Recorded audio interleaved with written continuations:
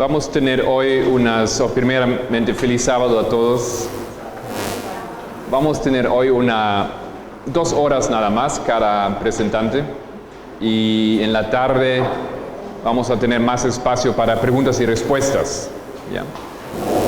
Ya se les había dicho al inicio que si tienen preguntas, por favor colócanlas en un papelito y lo entregan a... Sería bueno hasta la hora del almuerzo para que ahí los oradores puedan prepararse un poco cómo responder, qué textos usar, etc. Bueno, ayer hemos entonces partido de 1863 y hemos visto en la cadena de eventos 84, 83, 84, donde aparecen las dudas en Espíritu y Profecía y en la Biblia, mediante Smith y mediante Branson. ¿Cómo era? Butler, el presidente. Esto ahora, no hemos llegado a esto ayer, desemboca en 1888. Ahora, en 1888 había una conferencia general en Minneapolis, la más famosa tal vez en la historia adventista, y generalmente recordamos ahí la controversia entre dos jóvenes, Waggoner y Jones, y la conferencia general. Pero en el lado de Waggoner y Jones también estaba Elena White. La luz que Dios trataba de impartir, el despertar que Él quería causar, la comprensión del tercer mensaje angelical que Él quería en este momento subrayar y apoyar y expandir, no pudo entrar, no fue aceptado. Y en la luz de esos eventos, nosotros creo que podemos entender esto muy bien.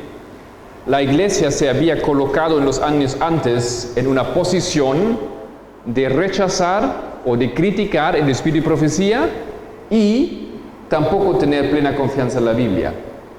Y porque la iglesia había tomado esa posición, cuando llegó esto aquí, ellos ya no tenían las armas en sus manos para defender la verdad.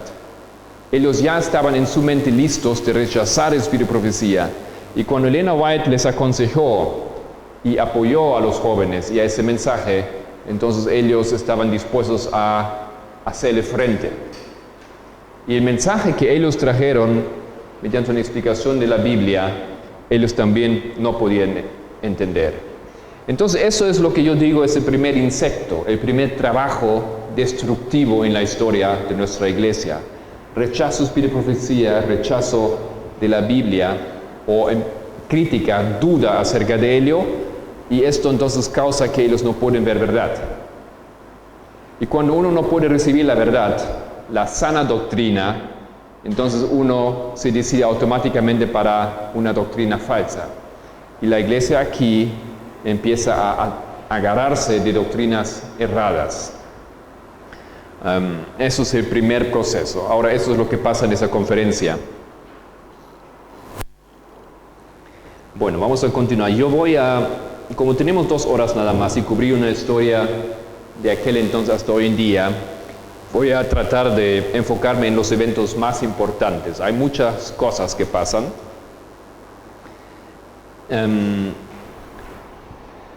Pero voy a agarrar nomás algunas grandes o importantes eventos. 1891, ¿qué hace la iglesia con el Espíritu y Profecía? ¿Qué hace con Elena White? ¿Lo manda para dónde? Australia. Ahora, claro, la iglesia lo coloca en palabras de que la necesitaban allá, necesitaban que ella esté trabajando en Europa, en Australia, y ellos mandan a ella y a Waggoner y Jones a Europa y después ella a Australia. En aquel tiempo eso significaba deshacerse de ella, porque Australia era básicamente el lugar más distante y remoto de los Estados Unidos. Obviamente finalmente ella no podía más tener influencia como tenía mientras que estaba en los Estados Unidos. Iban a cortar la influencia de ella. Ellos, de hecho, aquí se deshace del espíritu de profecía y quiero leer un poco cómo ella lo describe. Ella refleja sobre eso después.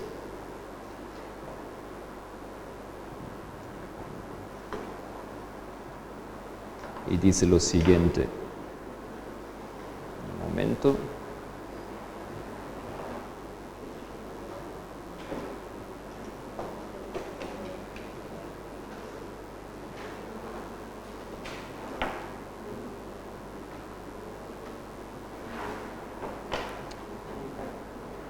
Se me escapó el documento, a ver.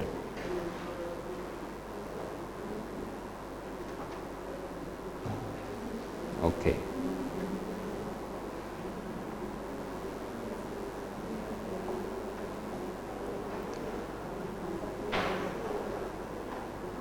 Bueno, ella dice lo siguiente.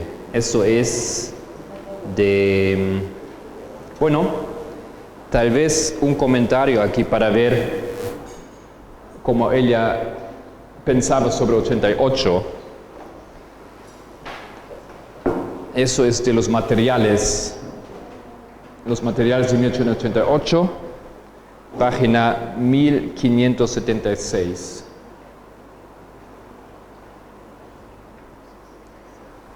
Y hasta 78, ella dice lo siguiente. Cuando el anciano Olsen, y el presidente aquí en este momento era Olsen,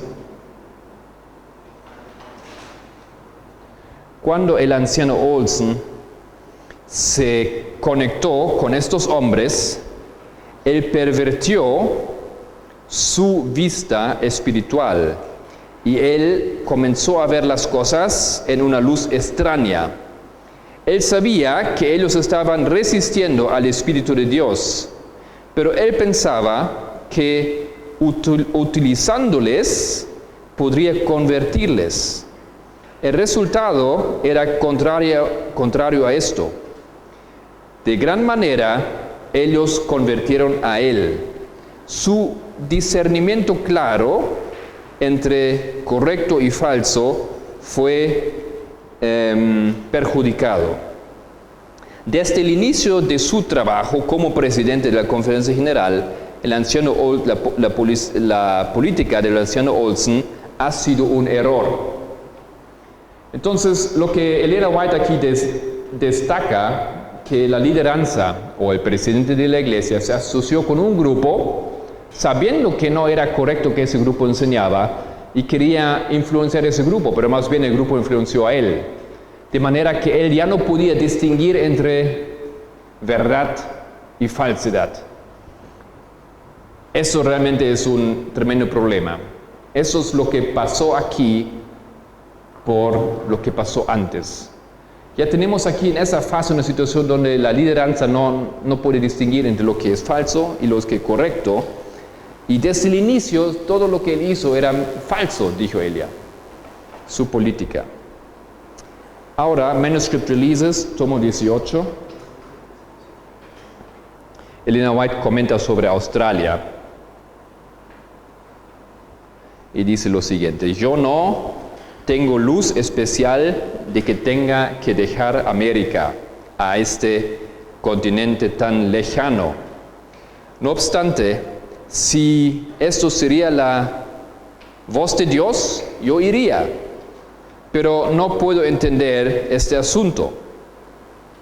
Algunos que tienen responsabilidades en América parecen ser muy insistentes que mi trabajo especial debería ser de ir a Europa y a Australia. Entonces, ella aquí sabe que no debería ir. Dios no le dijo y nunca lo iba a decir. Pero la lideranza de la iglesia insistía y lo visitaban a ella, lo visitaban repetidamente y hablaron, tiene que ir, y lo explicaron y empujaron para que ella vaya. Y finalmente yo fui a Europa y trabajé allá en los nuevos campos con todo el poder y la influencia de Dios que me había dado. etc. Mi casa y mis bienes en América se dispersaron y yo obtuve mucha pérdida en ese aspecto. Yo ofrecí mi casa para venta y el doctor Kellogg la compró. El precio que yo recibió y necesitaba era muy poquito, muy pequeño. Hubiese querido obtener el doble, etc. Entonces es una situación bastante triste para ella. Ella tiene que irse y ella se va a ir por 9 años. Entonces ella no podía retener lo que ella tenía. Su casa la tenía que vender. Y porque tenía que irse rápido, tenía que vender a un precio muy bajo y tenía un poco de dinero. Y eso iba a contribuir a la situación financiera difícil de ella. Aquí nosotros vemos que no había un apoyo fuerte de la iglesia para sustentar a la profeta. Ella tenía que arreglársela, tenía que ver cómo hacerlo y tenía que vender su casa y perdió todo. Continúa. Eso está otra vez en Materiales 1888, página 1582. Párrafo 2. El carácter sagrado de la causa de Dios ya no se realiza en el centro del trabajo. O sea, prestemos atención a lo que ella está diciendo. El carácter sagrado de la causa de Dios ya no se realiza en el centro del trabajo. ¿Qué está diciendo ella? Que en la conferencia general la lideranza ya no trabaja de una manera sagrada. O sea, cuando llega esto aquí, estamos en 91, estamos todavía relativamente cerca de los inicios de esa obra. Ella ya declara que el presidente no sabe distinguir entre bien y mal, que este presidente aquí escribió algo que nunca debería haber escrito y que lideró a muchos a la muerte, y que aquí la iglesia ya no tiene un carácter sagrado o la lideranza en lo que ella hace y decide. La voz de Battle Creek, el centro de la iglesia en aquel entonces, que ha sido considerada la autoridad en dar consejo de cómo trabajar, cómo un trabajo debería ser hecho, ya no es la voz de Dios. Entonces, ¿es la voz de quién? Ella no responde, pero nosotros entendemos qué significa eso. Eso es muy grave. Nosotros hoy en día vemos muchas cosas en la iglesia y criticamos, pero Elena White aquí en 91 ya dijo que la voz de Battle Creek era la voz de quién. Entonces, si no es de Dios, ¿de quién es? Ni siquiera queremos decirlo, ¿no es cierto?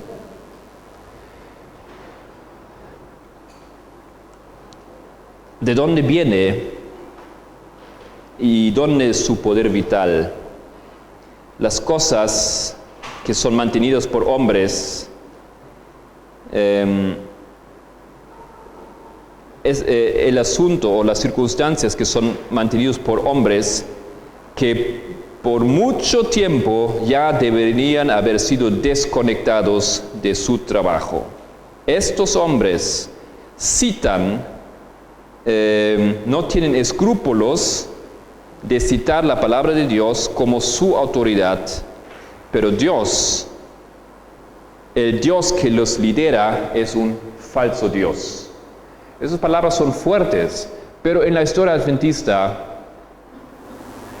los historiadores empiezan a interpretarles las palabras. Y dice de Elena White, hay que entenderla, era una mujer. Su esposo falleció. La mandaron hasta el fin del mundo. Hay que entenderla. Era un poco débil también. Se enojó. Era su reacción. Psicológicamente hay que analizar su reacción. Esto es como la iglesia hoy en día maneja esos asuntos aquí. Psicoanálisis de las palabras. Bueno, son palabras fuertes. Y ellos pueden hacer un análisis. Dice, en ese tiempo, cuando estaba en Australia, él específicamente usó palabras muy fuertes. Y lo tratan de bajar a un nivel de un psicoanálisis. Claro, hay que entenderla, ¿no? Era un poco su enojo con esa situación, porque la mandaron. Nosotros no entendemos ella así. Entendemos que ella habla la palabra de Dios y lo que ella dice, el Señor entiende sobre la causa. Eso es lo que como el Señor ve las circunstancias. Aquí ella está completamente decepcionado, pero no es a nivel personal, ¿ya? Es a nivel espiritual. Y tenemos en esa altura, por abrir la puerta a la duda sobre la veracidad del Espíritu de Profecía y la Biblia, tenemos aquí en esta situación ya una situación donde Satanás logra dirigir las mentes de los líderes en la iglesia, en la central, en el centro de la iglesia del séptimo día. Eso es lo que ella dice. Y tiene más palabras acerca de ellos, son fuertes, no vamos a leer todo. Bueno, entonces 1900 ella regresa de Australia. Había estado 9 años en Australia y todo ese tiempo ella rechazó participar en conferencias generales. La iglesia la había invitado varias veces de participar en una conferencia general, pero él dijo, no voy a asistir. Él rechazó algunas. Y recién en el siguiente año, 1901, ella va a participar después de 10 años ausencia del Espíritu de Profecía en una conferencia general de nuestra iglesia, y aquí va a participar. Y cuando ella viene aquí, ella viene con mucha fuerza. Ella toma la palabra y básicamente lo que ella dice, nosotros estamos haciendo todo mal en nuestra iglesia, necesitamos una reforma. Necesitamos deshacer todo y colocarnos otra vez sobre los fundamentos y de ahí empezar. Él se refería a muchas cosas, entre otras cosas la organización de la iglesia. Si uno estudiara eso en detalle, los fundamentos están aquí. Lo que él le dice, nosotros deberíamos volver hasta 1844, hasta 1850. Y de ahí otra vez empezar todo de cero. Ahora, la reorganización o la reestructuración o la reforma de la iglesia aquí tiene efecto. Lo que estaba en manos de pocos hombres que decidieron todo en el mundo, ahora sí se colocó en una base mucho más amplia.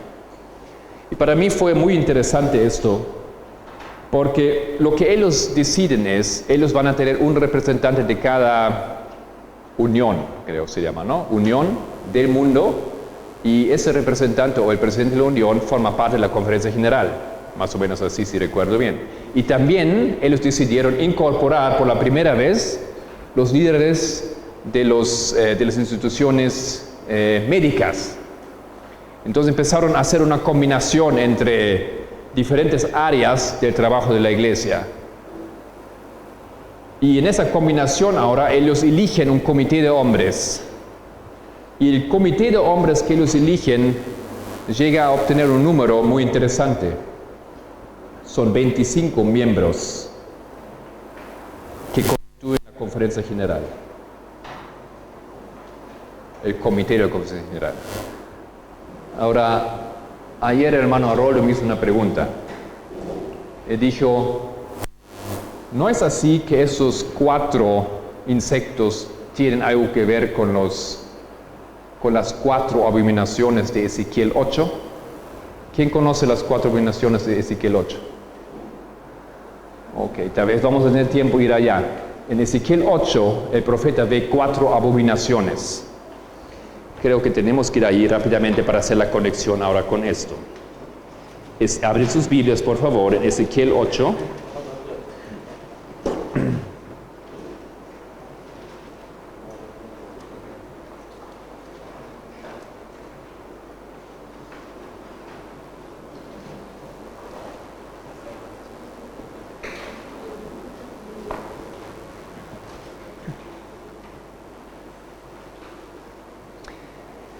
Dice así: en el 6º año, en el mes 6º, a los 5 días del mes, aconteció que estaba yo sentado en mi casa, y los ancianos de Judá estaban sentados delante de mí, y allí se posó sobre mí la mano de Jehová el Señor.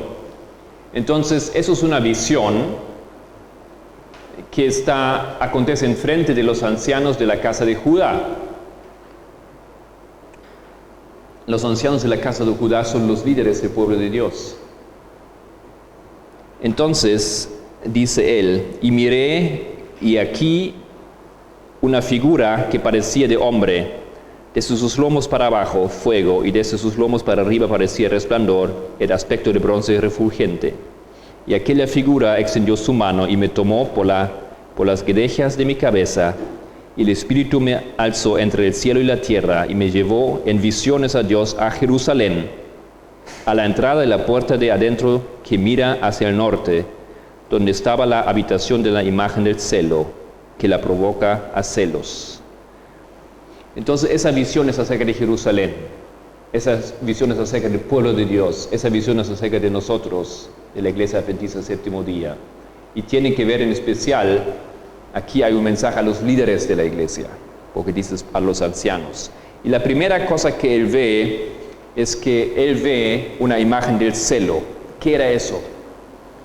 El rey Manasés había colocado una imagen, un dios, en el templo de Dios, en Jerusalén. O sea, eso era la imagen del celo que él vio en el templo de Dios. Pero en la aplicación que nosotros hacemos, la imagen del celo es lo que la iglesia produjo en 1863, el diagrama de 63. Eso es la imagen que Dios había dado a su pueblo, pero ellos hicieron una contraimagen, la imagen del celo. Bueno, no vamos a poder estudiar todo esto aquí, simplemente pueden mirar versículo 7 para ver la estructura un poco. Y me llevó a la entrada del atrio y miré, y aquí en la pared un agujero, y me dijo, hijo de hombre, cava ahora en la pared, y cavé en la pared, y aquí una puerta, y me dijo, entra, y ve las malvadas abominaciones que estos hacen ahí en el templo. Eso es la segunda, y la tercera es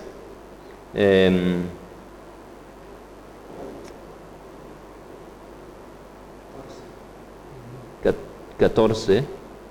Sí, 14. Y me llevó a la entrada de la puerta de la casa de Jehová, que está al norte, y he aquí mujeres que estaban ahí sentadas endechando a Tamuz, la tercera abominación. Vamos a tratar esa también, y vamos a mirar nada más la última.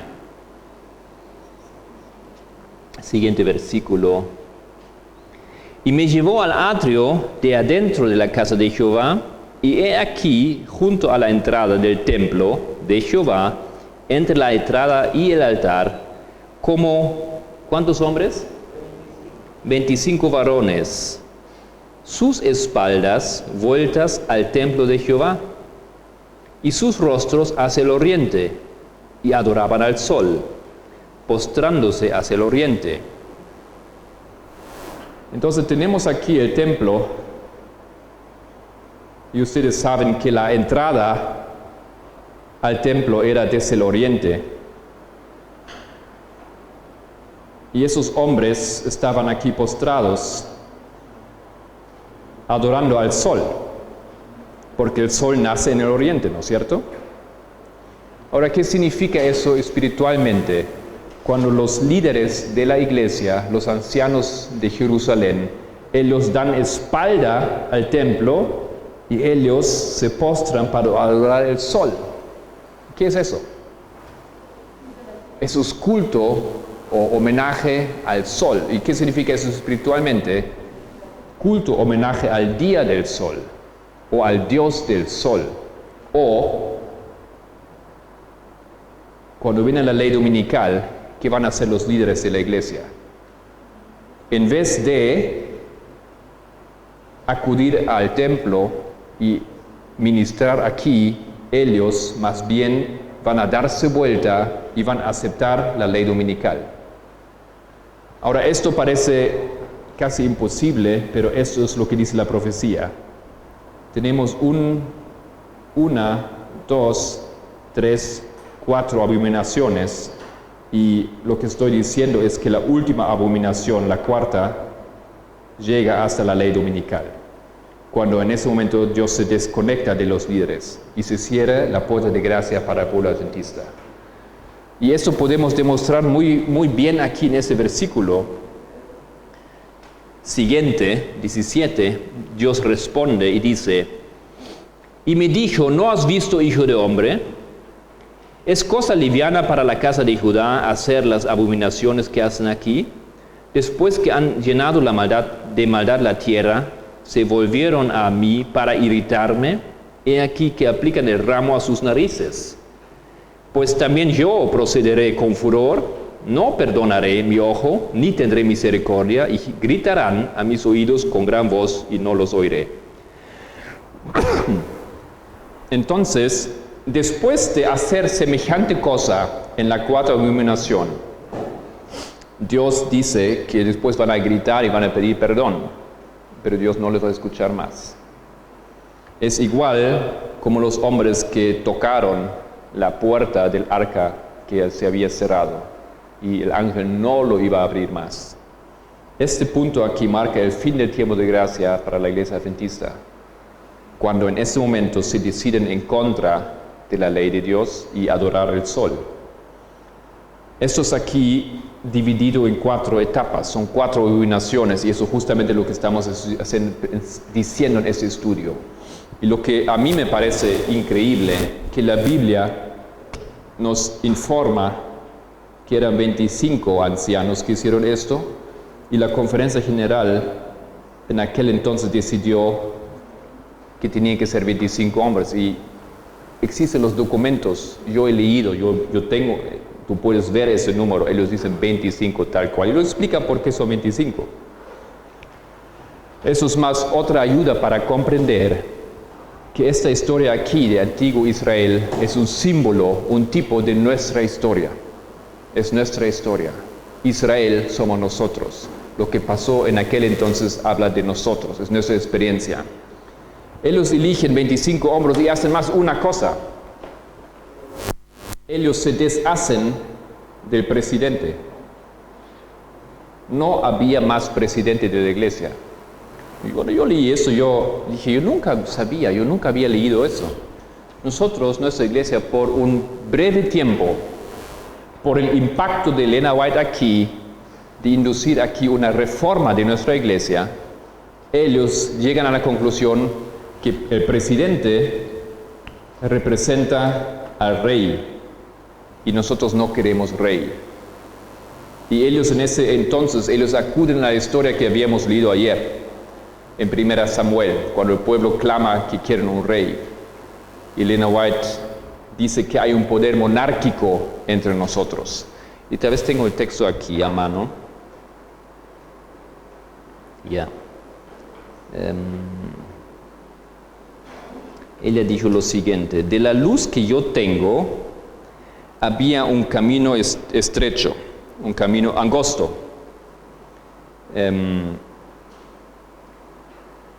Y en este camino angosto había un poder semejante a un rey, un poder que gobernaba como un rey.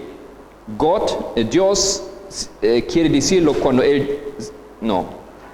cuando Dios dice, yo quiero un cambio aquí, Él realmente lo quiere. Entonces eso fue lo que Elena White aquí en ese momento marca en esa conferencia. Ella no ataca tan personalmente al presidente, pero los que estaban ahí, ellos entendieron a qué se refería. Y ellos deciden deshacerse del presidente, y en vez de presidente tienen un portavoz de la conferencia general. 25 hombres que representan toda la iglesia, y que sean 25 de por sí no está mal. ¿Ya?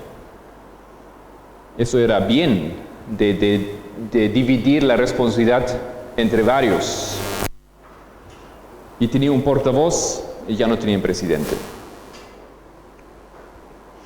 Ahora, ¿qué pasó después? ¿Por qué tenemos presidente hoy en día otra vez? Porque en 1903 ellos otra vez colocan presidente.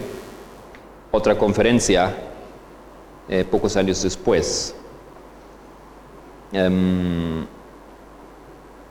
Y tenemos algunas palabras así bastante fuertes de Jones contra ese procedimiento. Él dijo, en 1901 la monarquía había sido barrida completamente y la conferencia en sí misma se transformó en hizo una nueva constitución. Pero en la conferencia general de 1903, los usurpadores de la posición monárquica y de la autoridad, ellos vinieron con una constitución que les encajaba a sus ideas de mantener su usurpación y sucedieron en obtenerla. Pero ¿cómo? Nadie del pueblo jamás había pedido una nueva constitución. Entonces lo que él dice aquí, que aquí hicieron un cambio de constitución y que ese cambio se hizo de una manera medio secreta, o sea, entre dos sesiones, mientras que todo el mundo salió para una pausa.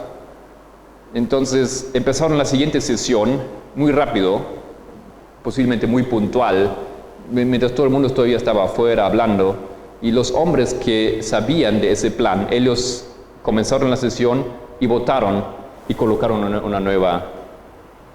modificaron la constitución, así como en la política también se hace, ¿no es cierto? Entonces con ese truco ellos legalmente obtuvieron un cambio de la constitución nuevamente 2 años después y colocaron el mismo presidente que aquí había salido como presidente, otra vez presidente. Ahora, toda esa historia es no hay mucha información de esto. Tenemos esa carta que tal vez es un poco extrema o muy emocional de Jones, pero la historia lo afirma, realmente fue así.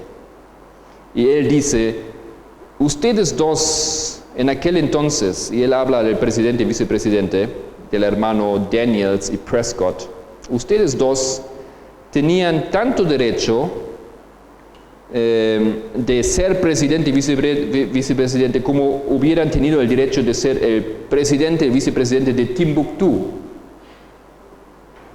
Él tiene realmente bastante rabia aquí. Bueno. Ok. Continuamos la historia. 1907. Un poco antes. Tengo que colocar una cosa aquí. Ya olvidé una cosa.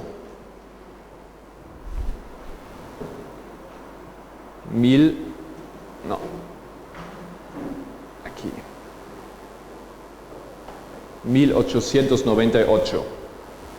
Aparece un hombre. Su nombre era Conradi. ¿Ya han escuchado de él? Es un alemán, Ludwig Richard Conradi. Y él era un joven ambicioso y con muchos talentos. Él acompañó a Elena White en sus viajes a Europa, tradujo y luego iba a ser el líder de la iglesia, el presidente de la iglesia adventista en Alemania. Tenía mucha influencia y levantó la iglesia. Pero ese año él escribe un libro sobre Daniel, análisis del libro de Daniel. Y en ese libro, por la primera vez, él coloca una nueva interpretación del continuo.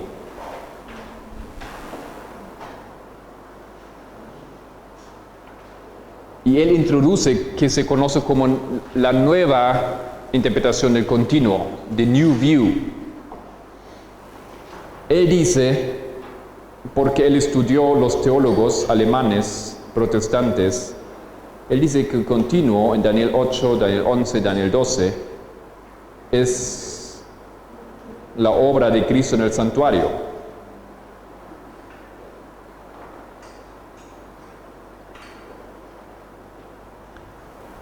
Ahora, esto era nuevo porque Miller había llegado a la conclusión que el continuo es el paganismo.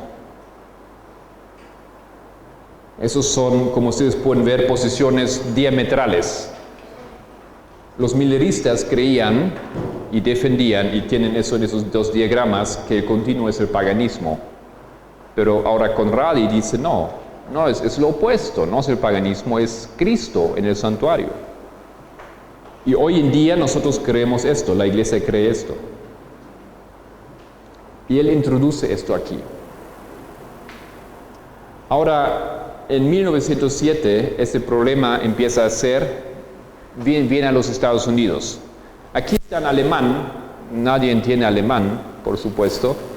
No hay mucha divulgación de su material, pero Conradi empieza a conectarse con los hombres importantes, con Wagner, con Prescott, con Daniels, y él habla con ellos y les explica su idea, vende su idea.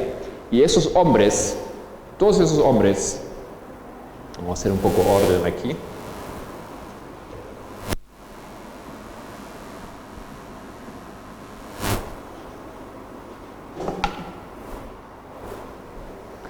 Conradi, el Wagner, que conocemos de 1868, Prescott, del cual no vamos a hablar todavía, y Daniels, el presidente. Esos hombres se colocan, ellos adoptan esa idea. Esa idea tiene tremendas consecuencias. Vamos a hablar de eso más tarde. Y entra aquí una teología falsa, es totalmente falso. Es opuesto a lo que enseñaron antes. Y bueno, y vamos a ver por qué es tan grave. Pero esto aquí ahora ya llega a la iglesia, entra. Es una de las primeras doctrinas que la iglesia ahora cambia. Entra la lideranza. Bueno, y hay algunos que están bastante conscientes de eso. Y tenemos en el otro lado hombres como Haskell. Y ellos se oponen a esto. Se oponen. Dice, ¿cómo pueden pensar esto? Eso no es lo que nosotros creemos. Pero el problema aquí, y eso es el contexto de nuestro estudio.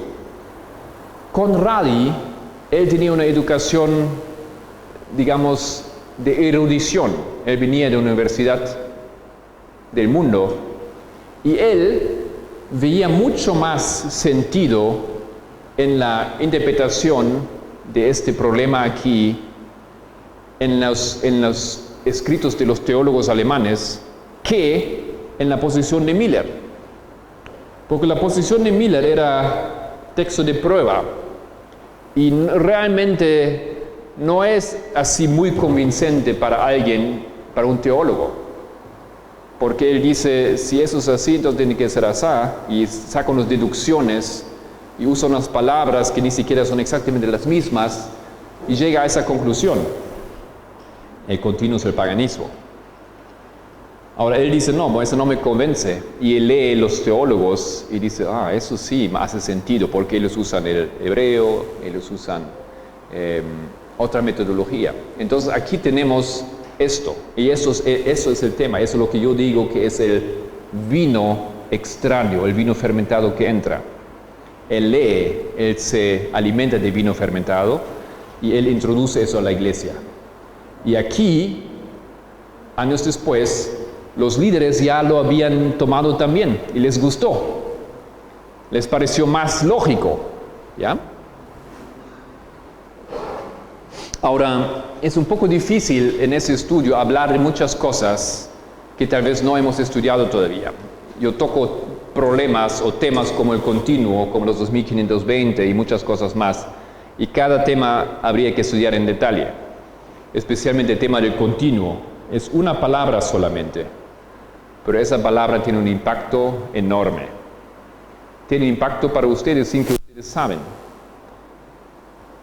Eso tiene que ver con 1844, con muchas cosas más.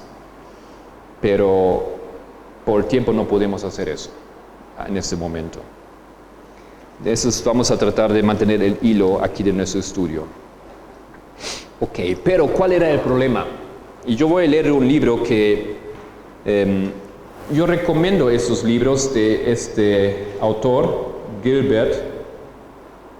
Creo que en español se dice Gilberto, ¿no es cierto? Valentine. Es un historiador adventista. Y él está en el lado de los eruditos.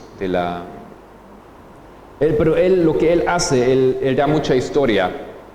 Yo no creo en sus análisis, no acepto sus conclusiones, pero es muy interesante la información que él nos provee. Él escribió un libro sobre Prescott,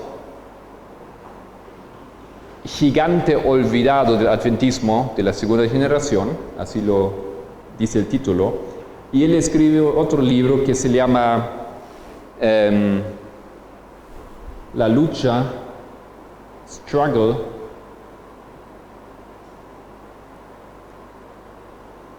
for the Prophetic Heritage.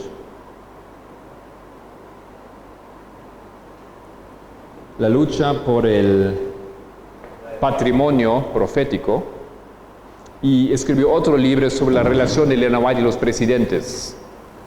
Son libros muy recomendables cuando uno entiende su posición. La historia es muy interesante. Y en ese libro sobre Prescott, él explica un poco el problema de aquí. Y el problema es lo siguiente. Para muchos adventistas del siglo XXI, o sea, nosotros, el término y los argumentos complicados, técnicos, que están dando vuelta alrededor, él habla del continuo, ¿no?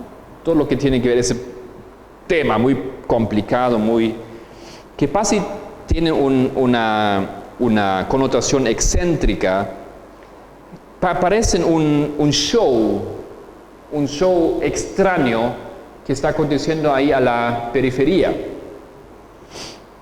O nos parecen esotéricos, en un sentido que son detalles altamente técnicos, y eso se involucra en la discusión que uno ni siquiera puede entender. O sea, él dice, nosotros en el siglo XXI, para nosotros ese tema del continuo es un tema, bueno, para los teólogos ahí arriba que usan sus palabras y que no hace sentido y no hace falta entenderlo ni siquiera. ¿Qué importancia tiene? ¿Ya? Pero algunos dicen, algunos han argumentado que de hecho no tiene relevancia. La relevancia es muy remota y está muy lejos de los asuntos importantes de la vida de un adventista, de un cristiano adventista. Pero, en la verdad, la controversia de los protagonistas principales enfocaron algunas comprensiones vitales teológicas que teníamos que comprender. Y el problema que él explica aquí era la relación de Elena White a la interpretación de la Escritura. O sea, uno no piensa, pero el problema aquí era la inspiración.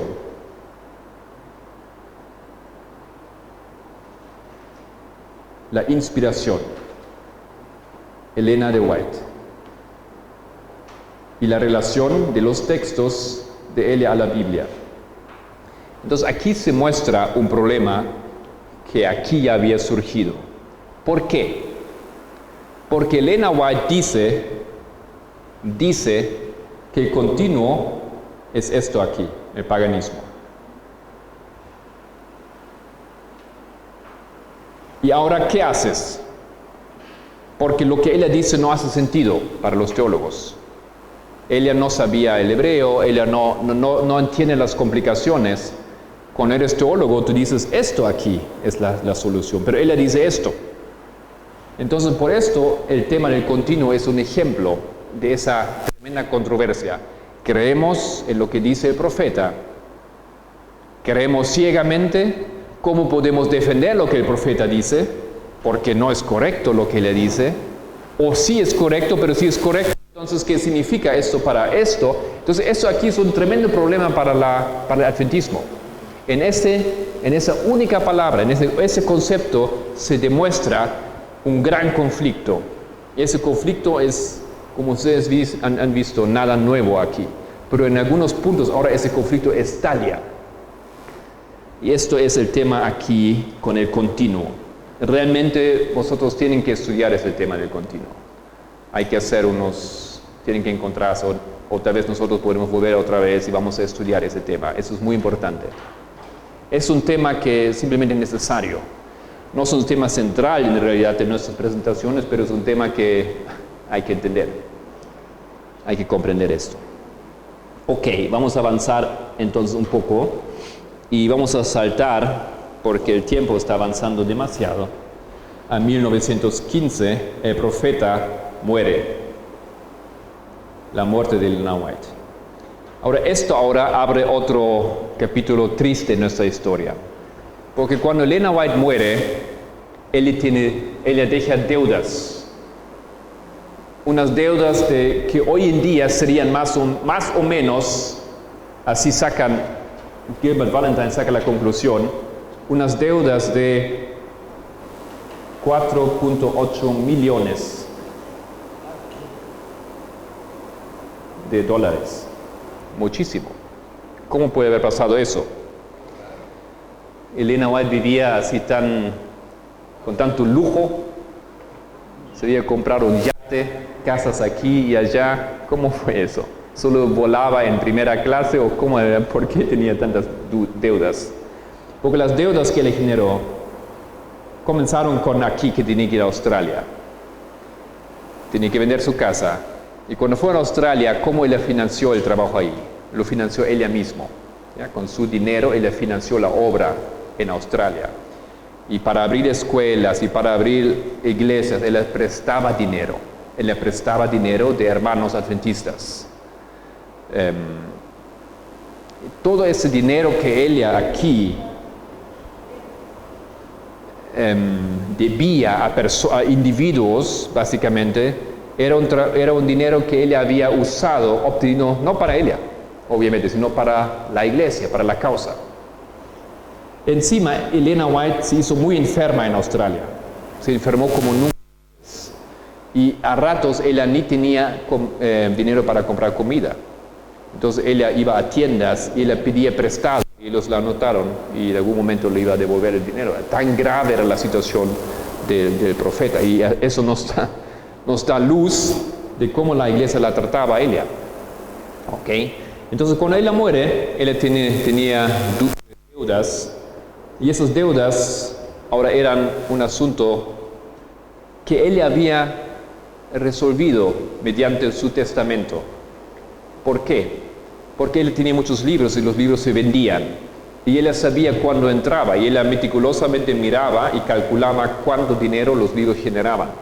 Entonces en su testamento él había explicado que algunos libros iban a quedar para la iglesia, para que esos libros generan el dinero aquí. Y con la venta de los libros, en algunos años, se podía cubrir la deuda. Él había calculado eso muy bien. Eso eran como unos 7 libros, tal vez, algo por ahí. Ahora, los restos de los libros, y ustedes saben que son mucho más, y los artículos y todo eso quedaban con sus hijos. Y tenía que establecerse un patrimonio White, que hoy en día existe todavía, y él eligió las personas.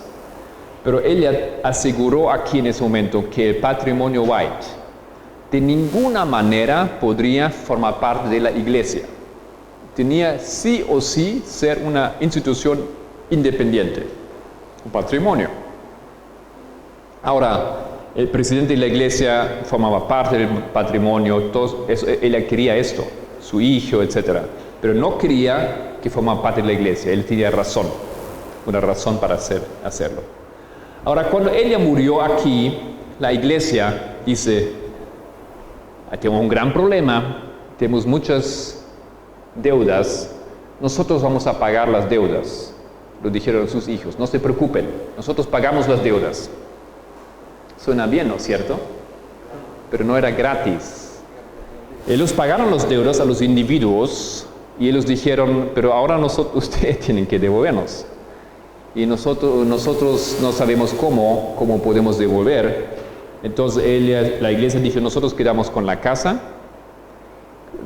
con todo lo que es de ella, y los libros que ella dio a vosotros ahora van a ser transcritos a nosotros.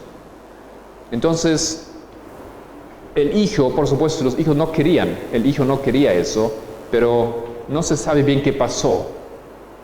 De repente él aceptó y ellos cambiaron el testamento, o ellos hicieron un acuerdo para que no se haga así como Elena White había dejado.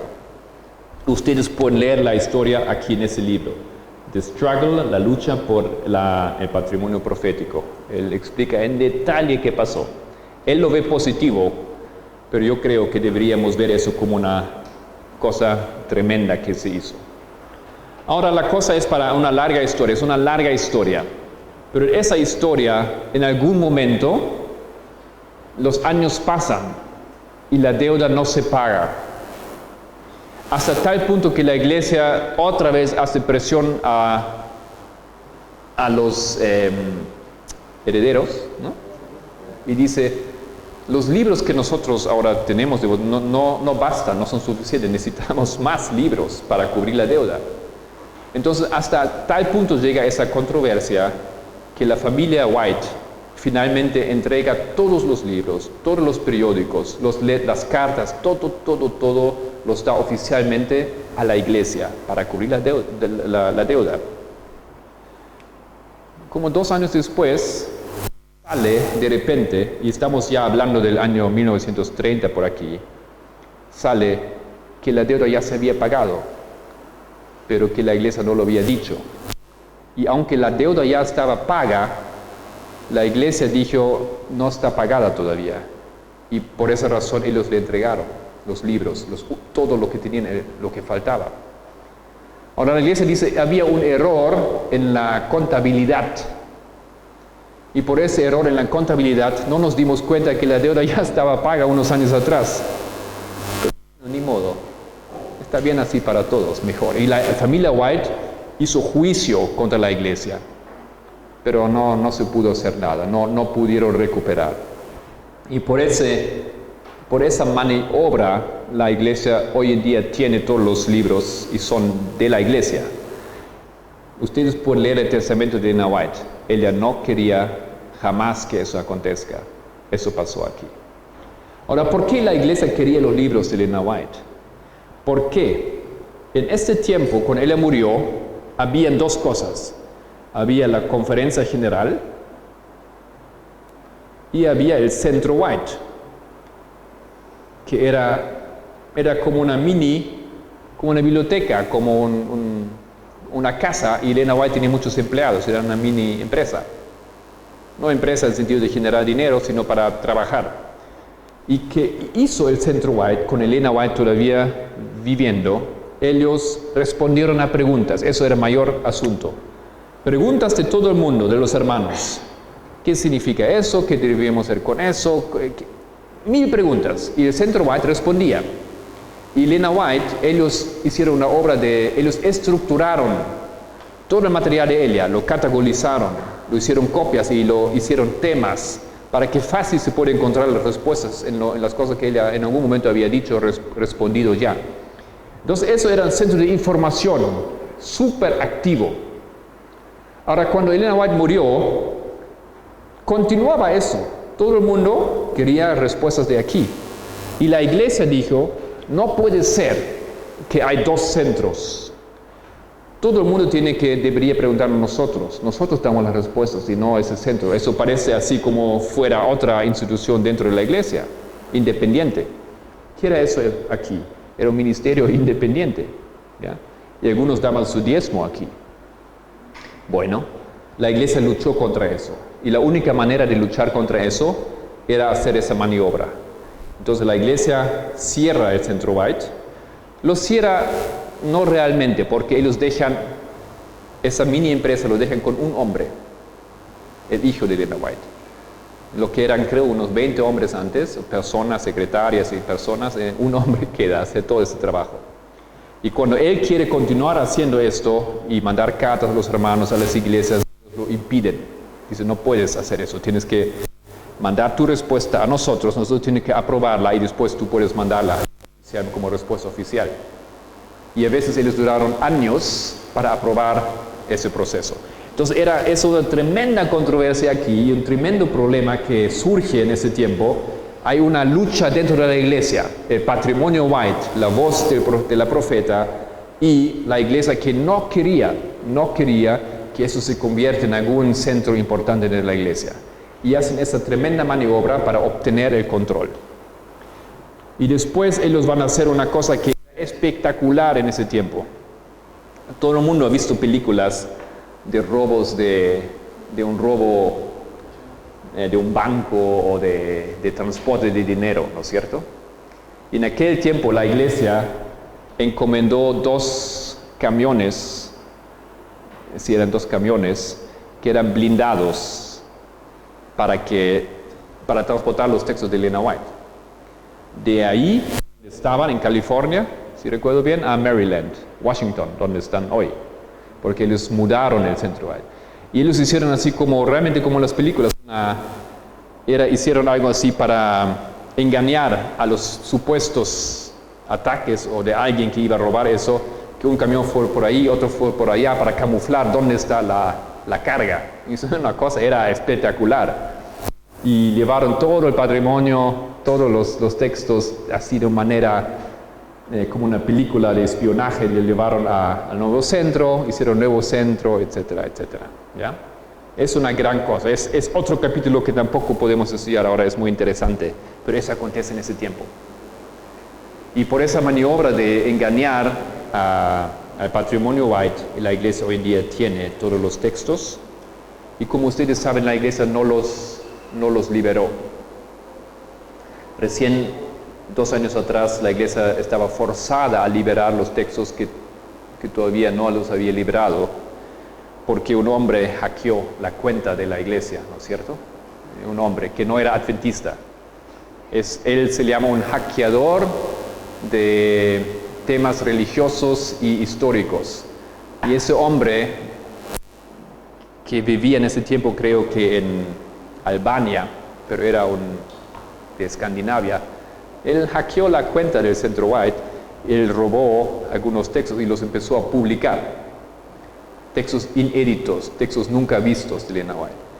Y la iglesia entonces empezó a hacer juicio y era todo un mini escándalo, pero el problema es que los derechos, las leyes de Estados Unidos dicen que un texto de algún autor, después de 70 años de la muerte del autor, llega a ser patrimonio de la humanidad. Entonces tú puedes proteger un texto y clamar publicarlo y etcétera durante 70 años si tú eres el dueño del texto, pero después de 70 años el texto pasa a ser de todos. Cualquiera de ustedes puede tomar un texto en Elena White y traducirlo, no hay derechos sobre esos textos, no hay. Los derechos están sobre las traducciones. Bueno, y la iglesia tiene un problema con eso, porque era obvio que no podían esconder los textos, ¿no es cierto? Y por eso en 2015 ellos liberaron todos los textos. Bueno, aquí ustedes ven un poco la magnitud de la problemática, y ustedes ven aquí que lo que yo estoy contando yo no quiero echar tierra sobre la iglesia, eso es una historia real, es un conflicto real. Ese conflicto está muy cerca de nosotros. 2 años atrás, 3 años atrás había esa situación, que es una historia que viene aquí, desde aquí. La lucha que quién puede interpretar la Biblia, quién debe interpretar la Biblia, quién tiene la autoridad y cómo hacerlo. Eso se muestra a través de todos esos eventos aquí, queridos hermanos. Y quiero nada más llegar, nuestra hora ya acabó, hasta la siguiente fase. Y vamos a comenzar eso en la siguiente hora, en la tarde. Y vamos a acabar con eso en la tarde. Vamos a hacer todo lo posible para cerrar ese estudio de una manera buena. 1919. Ahora hay otra conferencia general. Ahora la iglesia en toda su historia solamente ha tenido 4 conferencias bíblicas. Son así llamadas conferencias bíblicas. Eso ha sido la primera, y esto era la segunda conferencia bíblica en la historia adventista. Hay 2 más hasta hoy en día, en los años 50 y en los años 80 creo, algo por ahí. Y en esa conferencia bíblica la iglesia iba a tener un hombre, Prescott, del cual hablamos antes brevemente, y ella iba en esa conferencia oficialmente, digamos, en una discusión, tocar el tema de la inspiración nuevamente. Y iban a empezar a hacer preguntas y dar respuestas de cómo nos relacionamos con el espíritu de profecía. Todo lo que ella escribió es correcto, esas preguntas. Si ella nos da datos históricos, ¿son correctos esos datos históricos? Si ella se puede hacer cambios en los textos de ella, y esas preguntas iban a ser tocados aquí. Y ellos iban a llegar a ciertas conclusiones, y con esas conclusiones vamos a continuar en la siguiente hora. Entonces, ¿seremos aquí? Les invito para una oración.